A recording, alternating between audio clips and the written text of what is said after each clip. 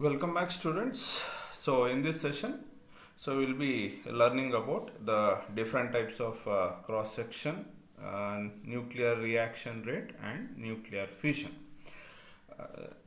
Now in this, before going to different types of cross section, let us recall. So what do you mean by the nuclear cross section? So nuclear cross section is nothing but the probability of any nuclear reaction that is been taking place. So this is what we call it as a nuclear cross section. That is, what must be the area of the target material such that when any projectile is made to bombard on the target nucleus, so there is a chance of nuclear reaction taking place. So this is what we call it as the cross section of any nuclear reaction. So it represents the total probability of a nuclear reaction taking place.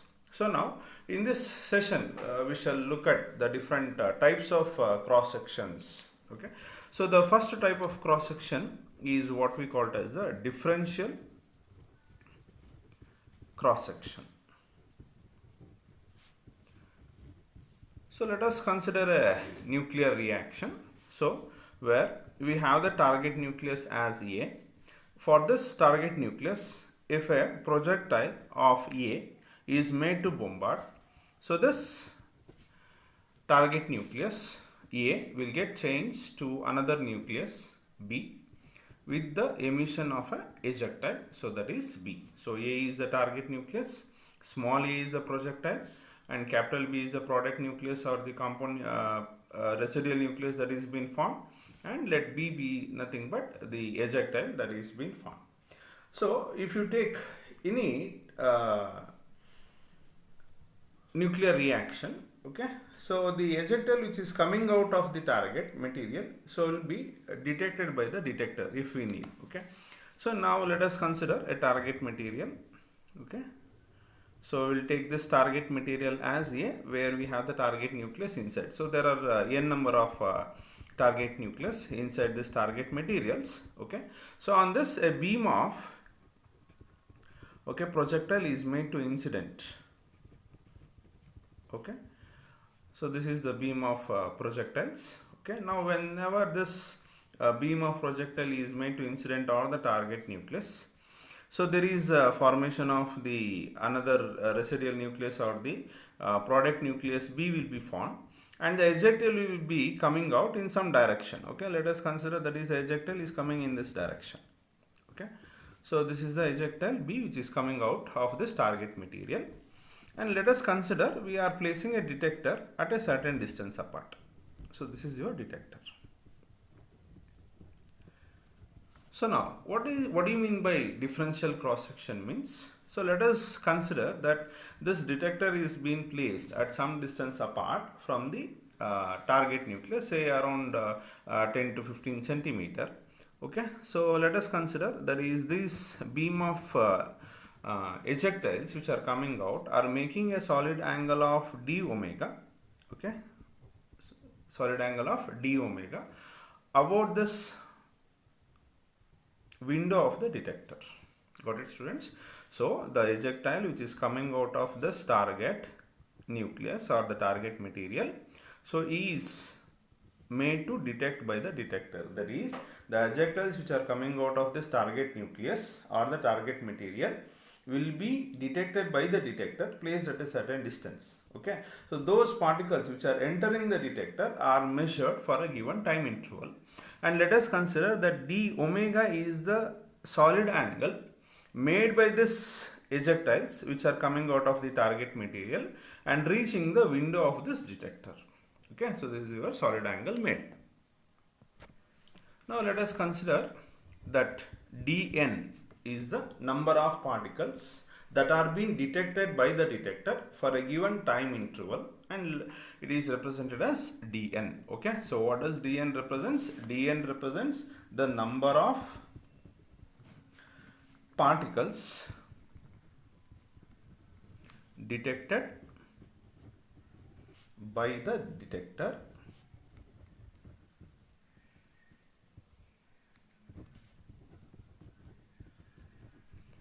in a given interval of time.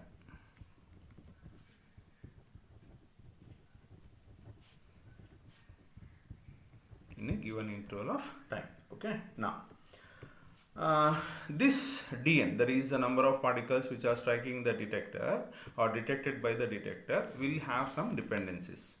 Now let us see what are those dependencies. So that is dn is directly proportional to I. So I is nothing but the intensity of the incoming radiation, that is incident beam. Intensity of incident beam, that is the number of particles in a beam falling on the unit area in unit time of the target material. So this is what we call it as an intensity, or intensity is also known as flux. Okay, so that is I is nothing but the intensity or the flux of the incident beam which are incident on this target material per unit area per unit time. So this is what we call it as dn, is directly proportional to intensity I. And the second factor on which this dn depends is nothing but nt, where nt is nothing but the number of target particles or the number of target nucleus present in the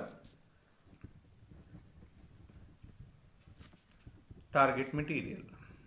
So it is just like the number density. Okay, this is dn is directly proportional to nt. So nt is nothing but the target, that is the number of particles or number of nucleus in the target material, and dn is also proportional to d omega. So where d omega, we already know that it is the solid angle made by particles with the window of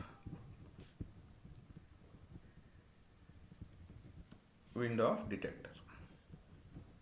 Okay, so this is your dependencies of the number of particles which are detected by the detector. There is the number of particles which are coming out of this target material and reaching the detector will depend on these factors. That is dn is directly proportional to I, that is the flux or the intensity of the incident beam, and dn is directly proportional to nt, that is the number of target materials in the target material, and dn is directly proportional to the angle made by this beam which are coming out of the target material with the window of this detector. Okay, if you take this detector still little bit away, this d omega will change. So therefore that is the number of particles that are reaching the detector will mainly depend on these factors.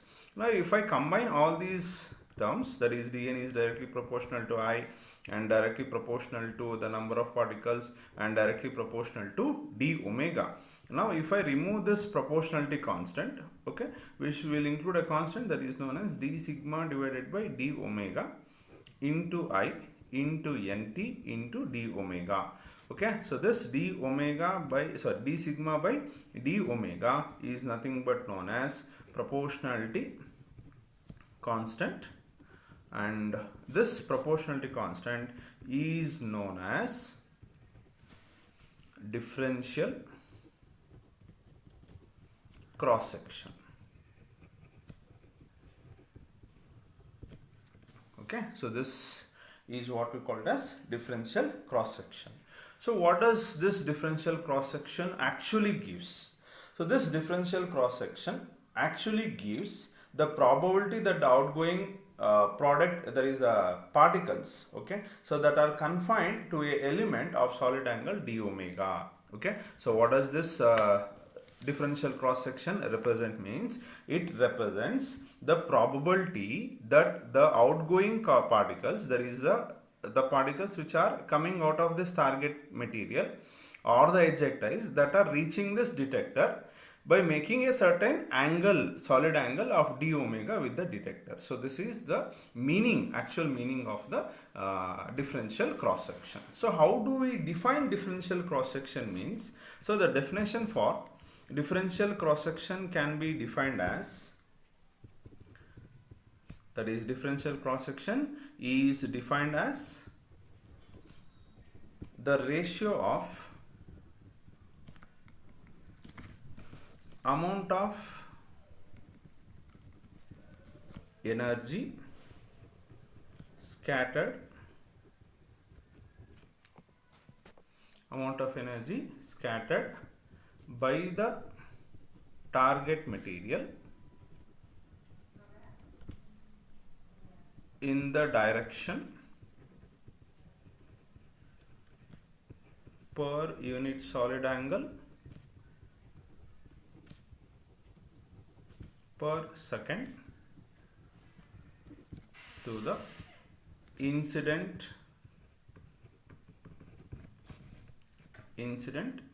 energy per second. So this is the definition for differential cross section. So it is defined as the ratio of the amount of energy scattered by the target material in a particular direction per unit solid angle per second, that is per unit time, to the incident energy per second. So this is what the definition for differential cross section.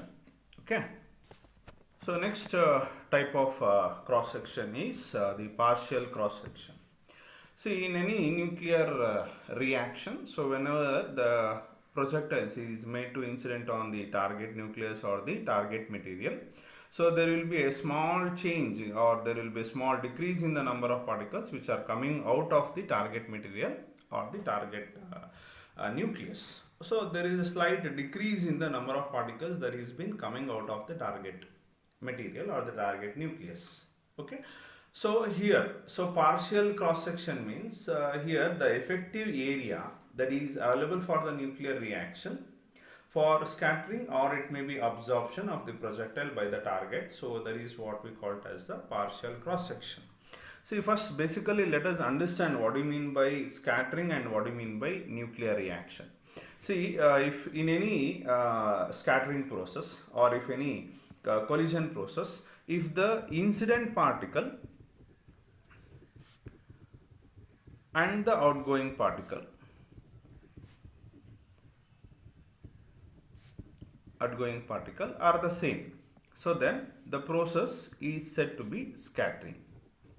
Okay, so please try to understand the basic difference between scattering and the nuclear reaction or absorption of the projectile by the target nucleus. So in any nuclear reaction, if the incident particle is same as that of the outgoing particle, then that particular type of nuclear reaction is what we call it as a scattering process. So this we have discussed in the starting of a nuclear reaction. There is elastic scattering and inelastic scattering. Okay, so inelastic means that is the incoming particle and the outgoing particle are different, so that is what we call it as an inelastic scattering. And here scattering we are defining is if the incoming particle or the incident particle and the outgoing particle is one and the same, then that is what we call it as a scattering process. Okay, so now then what do you mean by nuclear reaction actually? Okay, so nuclear reaction means if the incident particle and the outgoing particle are different, okay, so then the process will be called as an absorption or it is called as nuclear reaction. See, for example, if we have any projectile that is incident as A and the target nucleus as X. Okay, so if the target nucleus is being changed to Y as a product nucleus or the residual nucleus and the outgoing particle is B. Okay, see, the incident particle was A and the outgoing particle is B, so they are different. Okay, so this is what we call it as nuclear reaction, or due to the absorption of this projectile by the target nucleus.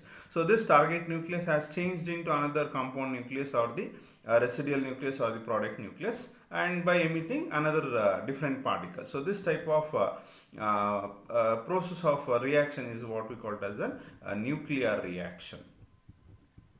Okay, now in this nuclear reaction, okay, in this type of nuclear reaction, so what is the total area around this target material or the target around this target nucleus that is being available for the scattering or available for the absorption of the projectile by the target. So this total area or the effective area that is available for the nuclear reaction to take place, whether it scattering process may take place or nuclear reaction might take place. So this type of cross section, so where we have partially there is some target area is available for scattering and some target area is available for the nuclear reaction. So this is what we call it as a partial cross section. So if let us consider that sigma is the total cross section, so where the there is partially scattering is taking place and partially absorption or the nuclear reaction is taking place. Okay, so then the sum of those two effective areas will get you the partial, there is a total cross sectional area, and this sigma scattering and sigma absorption is nothing but known as the partial cross sections. So next type of cross section is total nuclear interaction cross section. So it is nothing but the total effective area available for the nuclear reaction. So it may be the scattering process or it may be the absorption process. Okay, so the total area available for any nuclear cross section is nothing but known as the total nuclear interaction cross section or total nuclear cross section. Okay, so there is the effective area available for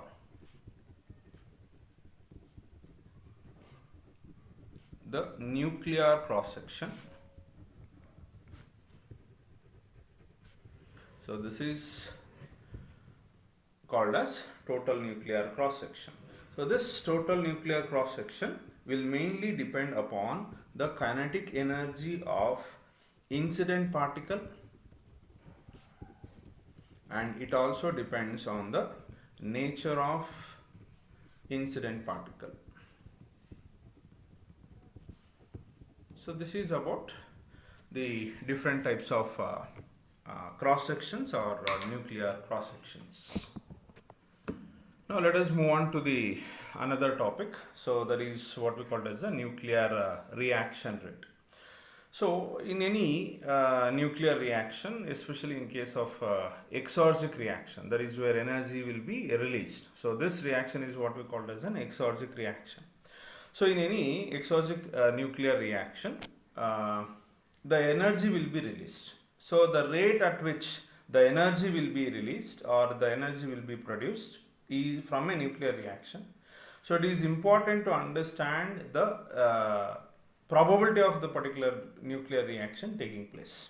So this rate at which the energy is produced or the rate at which the nuclear reaction takes place. So this is defined as the nuclear reaction rate.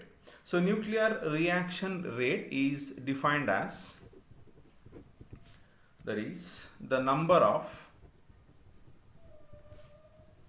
reactions, that is the nuclear reactions that occur per unit mass of the target material, it is per unit mass per unit time. Okay, so this is what we call it as the nuclear reaction rate.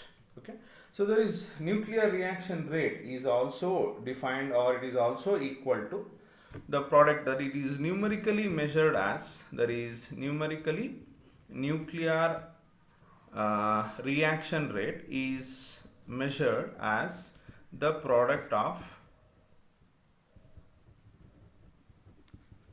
nuclear cross section, that is sigma, because sigma represents, there is a nuclear cross section represents the total probability of the nuclear reaction taking place. So therefore it is measured as the product of nuclear cross section, that is sigma, and the number of target atoms, because based on the number of target atoms, so the nuclear reaction, there is the number density will depend, there is a number of it depends on, that is the nuclear reaction rate will depend on the number of target atoms per unit area,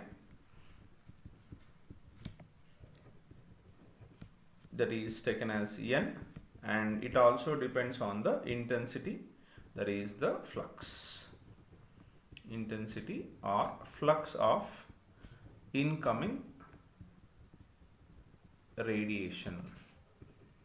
Okay, so these are the factors on which the nuclear reaction rate represents. So therefore nuclear reaction rate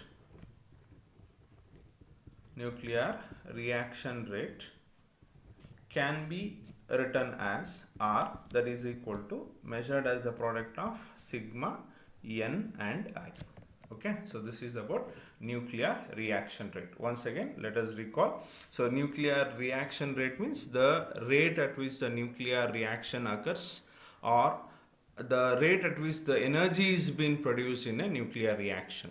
Okay, so the definition for the nuclear reaction is defined as the number of reactions that occur per unit mass per unit time, and it is numerically measured as a product of the cross section and the number of target atoms that are available, and it also depends on the intensity or the flux of the incoming radiation. Hence the nuclear reaction rate will be defined or written as sigma n into I. Now let us move on to the next topic, that is direct nuclear reaction. So whenever any nuclear reaction takes place without the formation of any compound nucleus, then such type of nuclear reaction will be known as the direct nuclear reaction. So that is, if in a nuclear reaction, if in any nuclear reaction which occurs without the formation of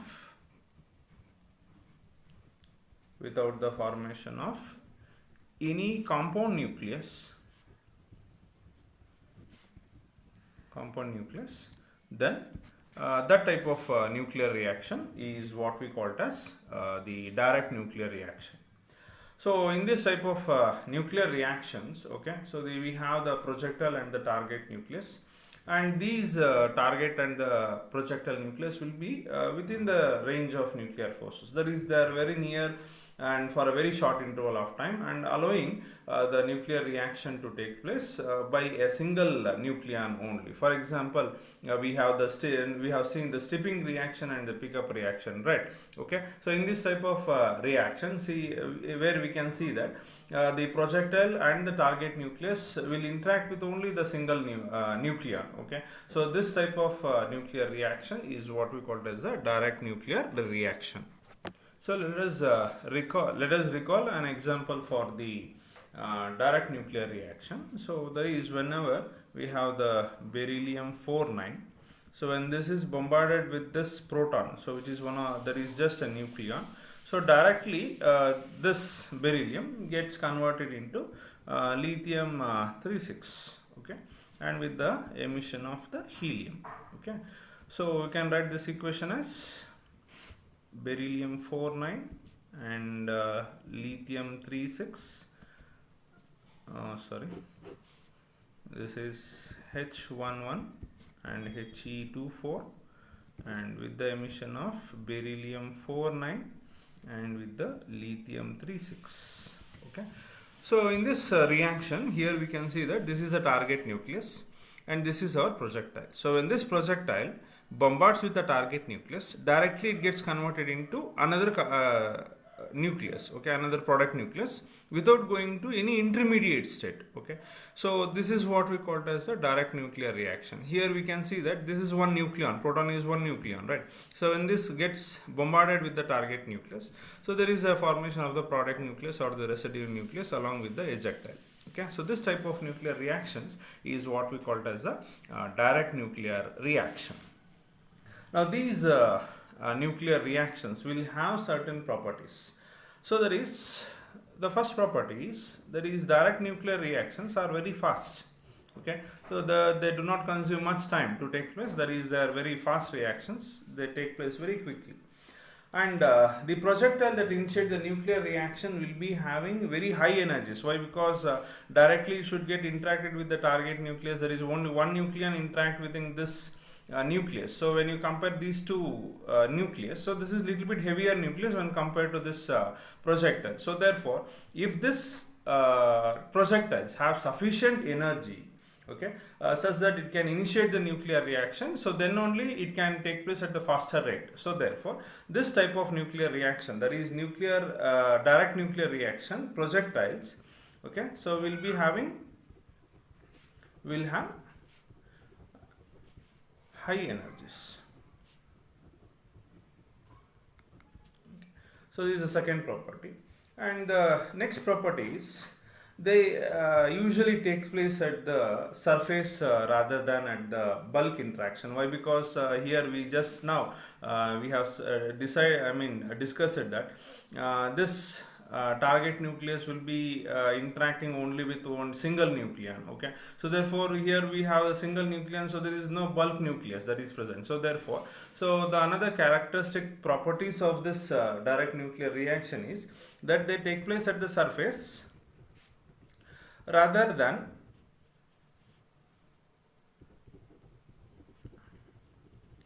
bulk.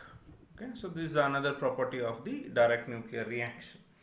And the product nucleus that is being formed in a direct nuclear reaction are highly isotropic. Okay, so this is another property of the direct nuclear reaction. And the parity of products changes during the nuclear reaction. Okay, so this we have discussed. There is parity of nuclear reaction we have studied in the conservation laws. So parity of products will change. Okay, so in direct nuclear reaction. Okay, so these are the characteristics properties of the direct nuclear reaction. Now let us move on to the next topic. There is nothing but compound nuclear reaction. So let us start with an example. So let us consider uranium 92-238. When this is made to bombard or bombard with the neutron, okay, so we have an compound nucleus that is formed, which will be having atomic number 92 and the mass number will change. Okay, so it will become 239, and this product nucleus, this is what we call it as the intermediate stage of the nuclear reaction, where the target nucleus will be bombarded with any projectile, and due to the bombardment of these two nucleus, so there is formation of an intermediate state. So this intermediate state with some excited energy, okay, which is indicated by the star. Star means this indicates the excited state. Okay, so this intermediate stage or that is formed in a nuclear reaction is called compound nuclear reaction. Okay, so in this the projectile and the target nucleus will be within the range of nuclear force, and they are little bit longer time, that is they are in interaction with each other for a longer period of time, and there is larger number of interactions with the nucleons taking place, because this is a heavy nucleus. Okay, when this neutron bombarded with this the target nucleus, there are many nucleons, nearly very larger number of nucleons. So due to the interaction of this projectile with large number of nucleons in the target nucleus, so therefore we can say that this will be for a larger interval of time. Okay, so there is it will be taking place for a longer time. So this is one of the characteristic property of the compound nuclear reaction. Okay, so hope you have understood what I mean by compound nuclear reaction. That is, whenever this target nucleus is made to bombard with this projectile, and if there is a formation of intermediate nucleus, so that is what we call it as, or this type of nuclear reaction is what we call it as a compound nuclear reaction. And remember that compound nuclear reaction will be taking place for a longer time. Why? Because in this type of nuclear reaction, so the projectile, when it is bombarded with a larger nucleus or heavy nucleus, so it will get interacting with the large number of nucleons. Okay, so therefore the reaction time will be longer when compared to that of the direct nuclear reaction. So in the compound nuclear reaction, the projectile will be captured by the target and they collapse to form a highly excited compound nucleus. So the excited compound nucleus will de-excite, or it comes back to the ground state by the emission of the gamma decay. Okay, so this is about the compound nuclear reaction. Now let us look into the characteristic properties of this compound nuclear reaction. That is, as we have seen that they are interacting with many nucleons, so therefore that is compound nuclear reaction will involve many nucleon interaction. That is, since it is interacting with various number of nucleons, so therefore we say that it involves many nucleon interaction. And secondly is it takes more time, that is longer time for the reaction to take place longer time when compared with direct nuclear reaction. I will be writing it in short form. So D for direct, N for nuclear, and R for reaction. Okay, and the compound system that releases the energy by the emission of neutron, proton, or alpha particles or decay has a lifetime of the order of 10 to the power of minus 19 second. It means that so the compound nucleus that is being formed, okay, it will remain in the excited state for a very shorter period of time, and it will get de-excited by the emission of, it may be neutrons, or it may be protons, or it may be alpha particle, or it may be gamma rays. So any of these particles will be emitted. So when these compound nucleus in the excited state, they de-excite to the normal state after this time period by the emission of, it may be neutron, or it may be proton, it may be alpha particle, or it may be gamma decay. Okay, so by these process the compound nuclear reaction will end. Now let us move on to the next topic, that is resonance reaction. So just now we have seen the compound nuclear reaction. That is, whenever any projectile is made to incident on the target nucleus, an intermediate state will be formed, okay, in a compound nuclear reaction. Okay, so due to the combination of this projectile and the target nucleus, the intermediate stage that is being formed will be in the excited state, as we have seen. Okay, let us recall the reaction. Okay, so here we had the neutron when it is bombarded with a heavy nucleus, that is uranium 92 238. Okay, so this forms a compound state, so that is uranium 92 239, so which will be in the excited state. Okay, so this compound nucleus that is being formed, which is in the excited state, will get de-excited by the emission of different types of radiations. It may be neutron, proton, alpha particle, or gamma radiation. Usually it will get de-excited due to the emission of the gamma radiation.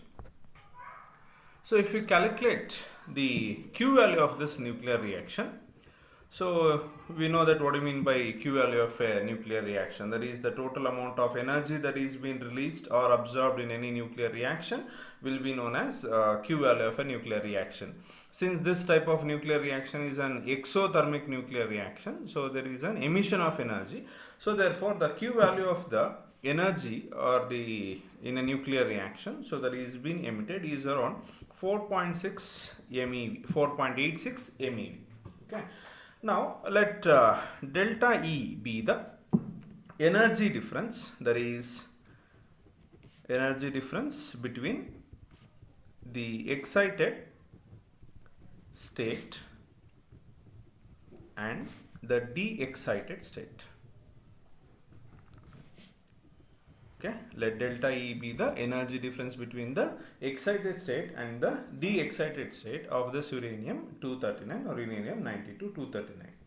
So if I send any neutron, okay, so because when you are sending the projectile, okay, here it is neutron. Okay, so for this neutron there is a definite kinetic energy. Why? Because when any nuclear reaction takes place, or to initiate the nuclear reaction, we are going to supply the kinetic energy, okay, in the form of the, there is energy for the nuclear reaction in the form of kinetic energy of the projectile. Okay, so therefore, so the kinetic energy, that is, if you are sending a neutron or a projectile with very low kinetic energy, that is, if the kinetic energy of the projectile is approximately equal to 0 or very low energy, then delta Q, that is, if we calculate the that is energy, if we calculate the momentum, everything in this, okay, so the change or delta E, that is the difference in the energy between the excited state and the de-excited state, that is delta E, if this will be equal to Q whenever if you are sending a projectile,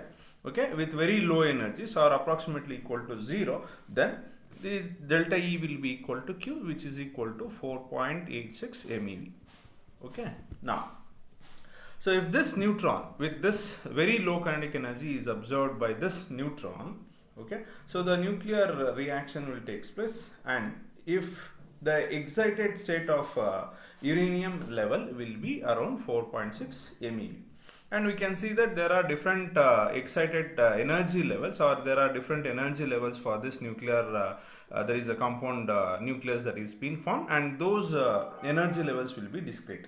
Okay, if uranium 238 nucleus has its own energy levels and which are discrete.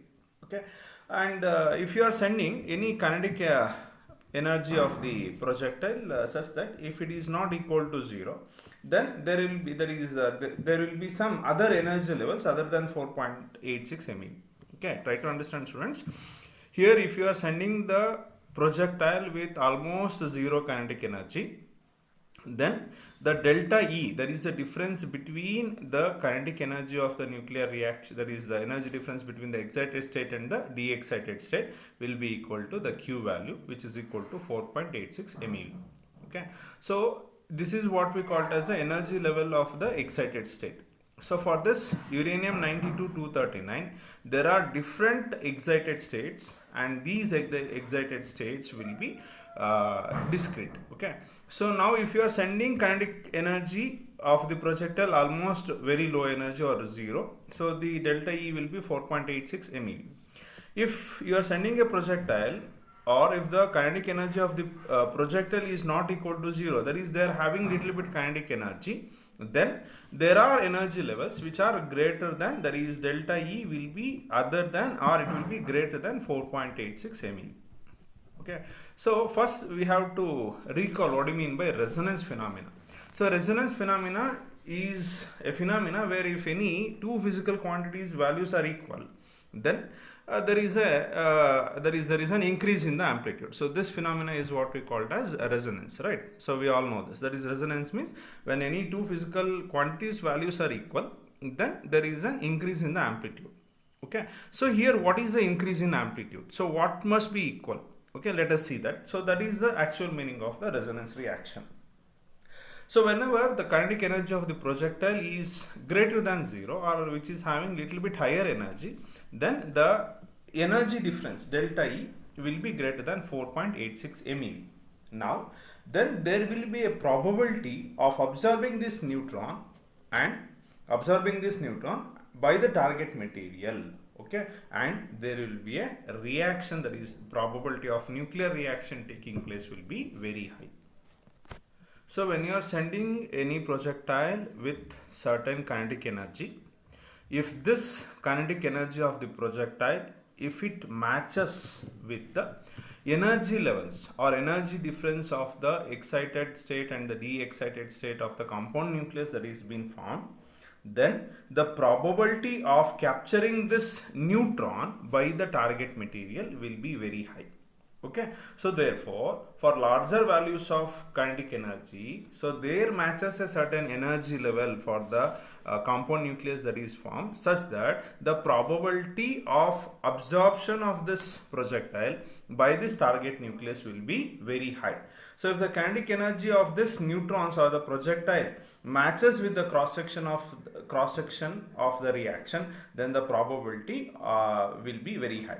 If the kinetic energy does not matches with the energy levels, that is, if the kinetic energy of the projectile does not matches with the energy levels that are available for the excited state or the de-excited state of the compound nucleus that is formed, so then the probability will decrease. So if you plot a graph between the cross section of the nuclear reaction, that is sigma on y-axis, and kinetic energy of the neutron, okay, on the y-axis, on the x-axis, we can see that there is a peak that is coming out. Okay, so at these particular peaks, that is, if the kinetic energy of the nuclear reaction, that is the kinetic energy of these neutrons or the projectile, if it is matching with the cross section or the probability, that is, if it is matching with the energy levels, then the probability is high, right? So resonance means if any two physical quantities, that is, here we are considering the kinetic energy of the projectile and the energy of the energy levels of the compound nucleus that is being formed, if those are equal, then the probability will be very high, right? So if any two physical quantities matches with each other, then they start by, they'll be having high energies, that is they'll be having high amplitudes. So here amplitude is compared with the probability of the reaction that is taking place. Try to understand, students. If the kinetic energy of the neutron, that what you are made to incident on the target nucleus, if this is equal to the energy levels of the compound nucleus that is being formed, if these two physical quantities are matching, then there is the probability of occurrence of the nuclear reaction will be high. That is, probability of nuclear reaction occurring is large, means nuclear cross section will be high. Okay, so here we can see that for this particular kinetic energy, we can see that the probability is high, right? So after this energy, that is, if you move on further, or if the kinetic energy is less than this or greater than this, okay, so the probability is decreasing. You can see that. See, after this point of kinetic energy of the projectile, we can see that the probability is decreasing. Again, if the kinetic energy of the projectile is matching with the energy levels or available energy levels, discrete energy levels of the compound nucleus that is being formed, if it is matching with the kinetic energy of the projectile, then again what happens, the probability of the nuclear reaction taking place increases. And after this energy of the kinetic energy of the projectile, if it is less than this, then the probability will decrease. Okay, so this is what we call it as a resonance reaction. Okay, got it, students? I'll repeat once again. Whenever the kinetic energy of the projectile that you are sending to get incident on the target nucleus, if the energies or the kinetic energy of this projectile matches with the available energy levels of the compound nucleus that is being formed, if these two energies get matches each other, then the probability of the reaction will increase.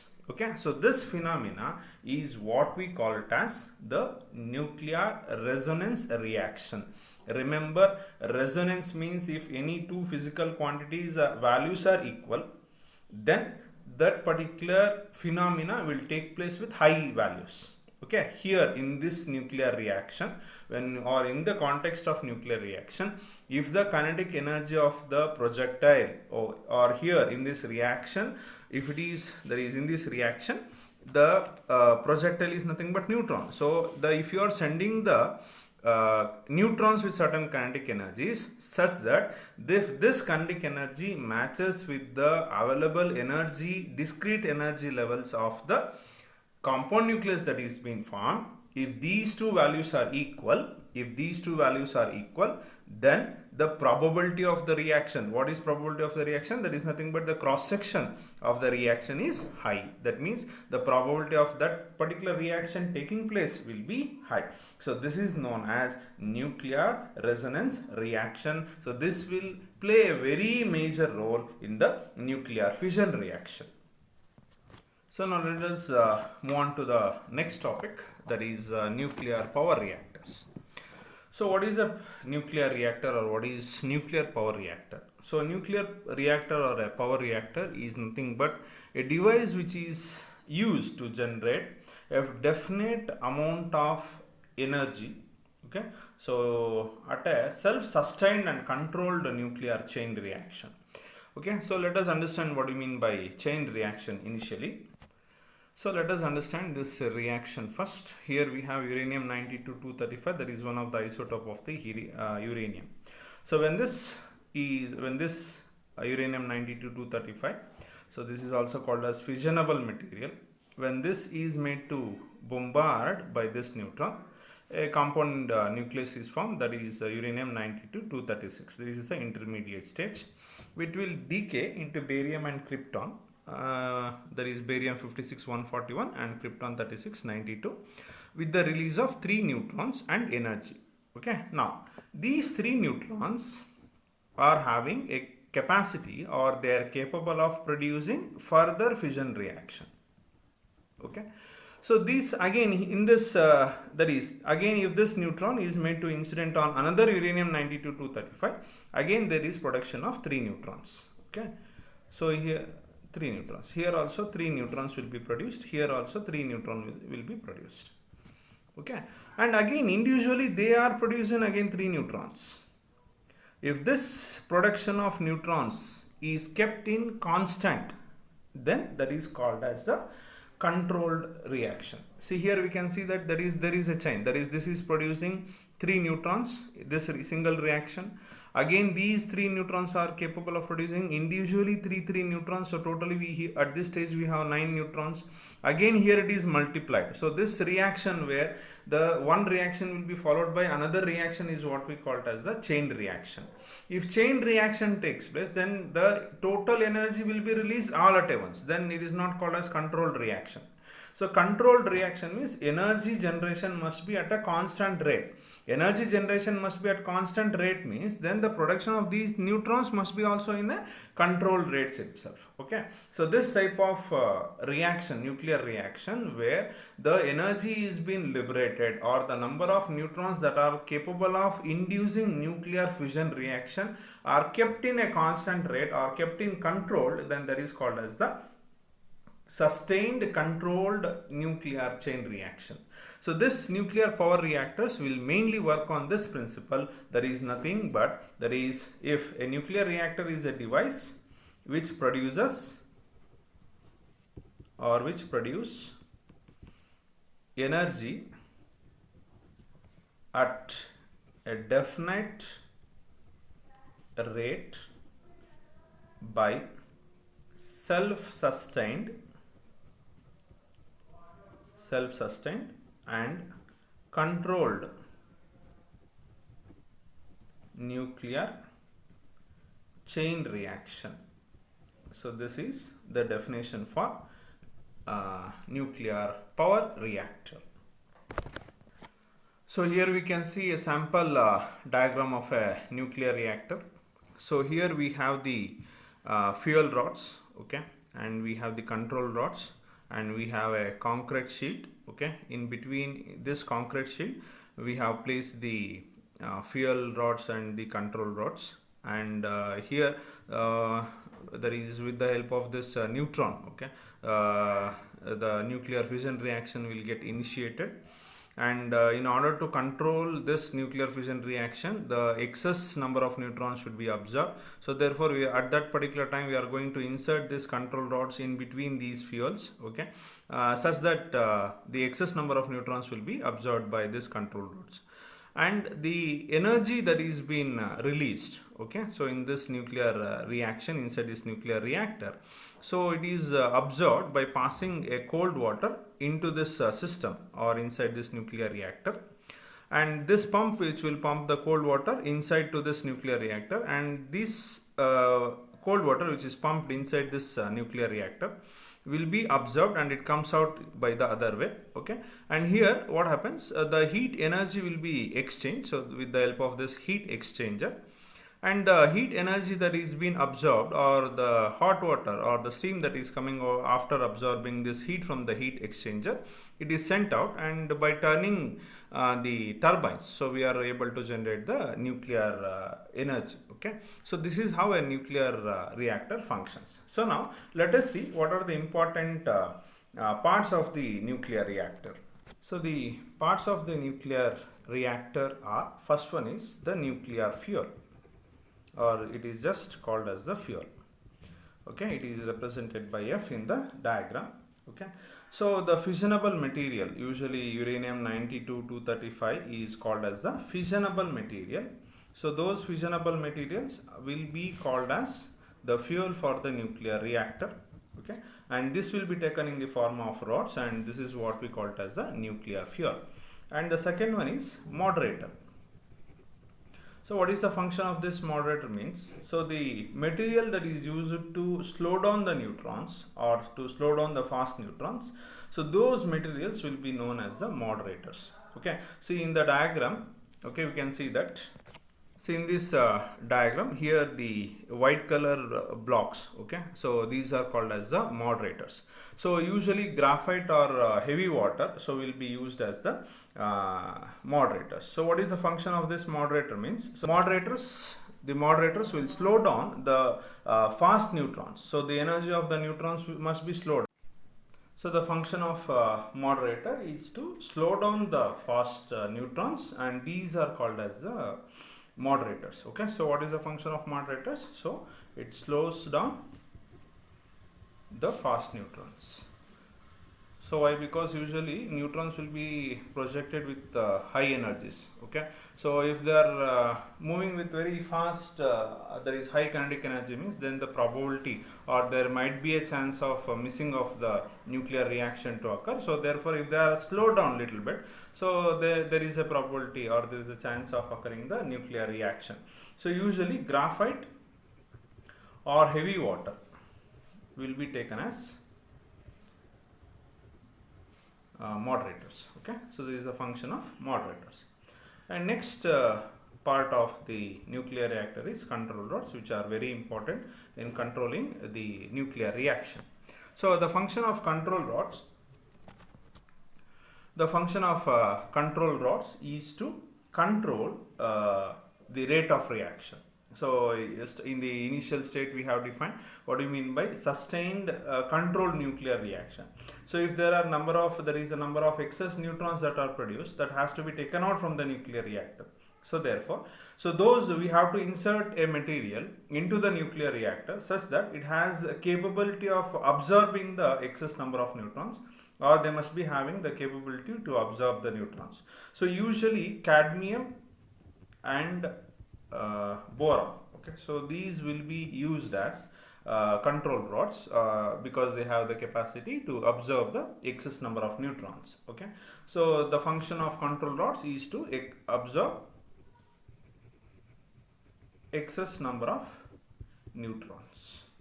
Okay, so this is the function of the control rods. Okay, now next part, there is nothing but the coolant.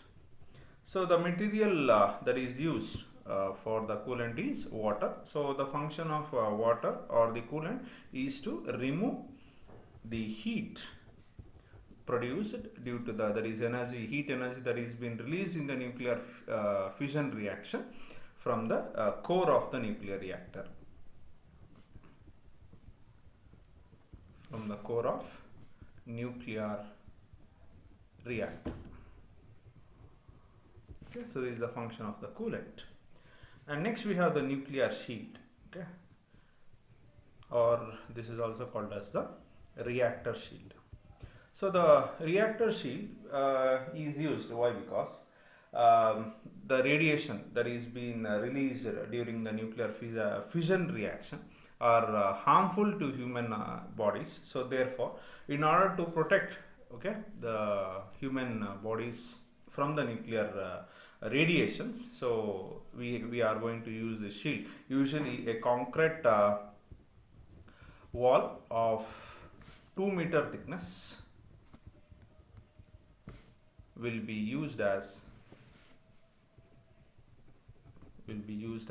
shield or the protecting shield. Okay, and these are some of the important parts of the nuclear reactor. And next we shall see about the working of the nuclear reactor. See, the working of the nuclear reactor is as follows.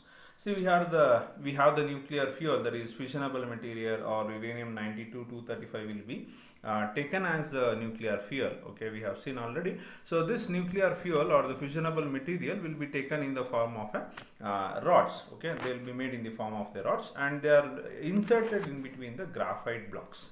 Okay, so we know that what do you mean by graphite, or what is the function of graphite in a nuclear reactor means it will be functioning as the moderators. Okay, so these fuel rods which are inserted in between the graphite blocks.